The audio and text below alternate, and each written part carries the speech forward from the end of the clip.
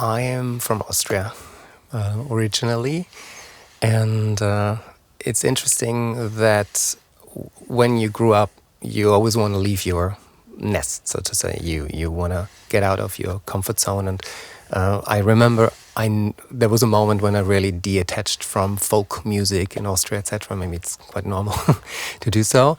But I grew up on a farm, and so there was music. My uncle played the guitar, and I remember very clearly when he was playing for the guests after a long day of work, and people were fascinated, and I was very fascinated by this energy of like this solo performer capturing the moment, entertaining, and creating something on the spot. Something resonated in me, and I think that was kind of a starting point as well. My twin brother and me, we were quite good boy sopranos, had really good ears, and we were singing all kind of songs also, and then later on singing in choirs a little bit in school, etc., performing in some theaters, etc. But music was always part of my life. I would even say making sound.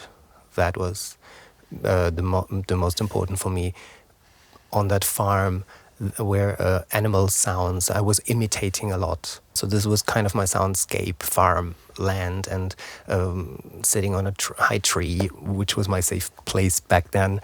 And I just absorbed everything around me, sound-wise, a lot. I never thought about this before this moment, but you see, it's funny what you have in common with people. So I can completely relate to both connection to sound and the landscape and the communal aspect of music in Austria, because it's one of the places where folk music and classical music are technically the same. And it's the same origin, so it was always meant as a communal, inclusive experience without the elitism of the way we classify things today intellectually, but it was always a communal thing. And what you describe is exactly the connection. Also, that's very Austrian, singing, connecting, dancing, which is inevitably an important part of the heritage of what became classical music. Yeah.